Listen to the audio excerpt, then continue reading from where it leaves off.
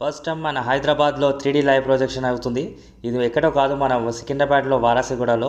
దీని హైదరాబాద్కి రాజా మన Netaji Sons and welfare association వాళ్ళు చేశారు.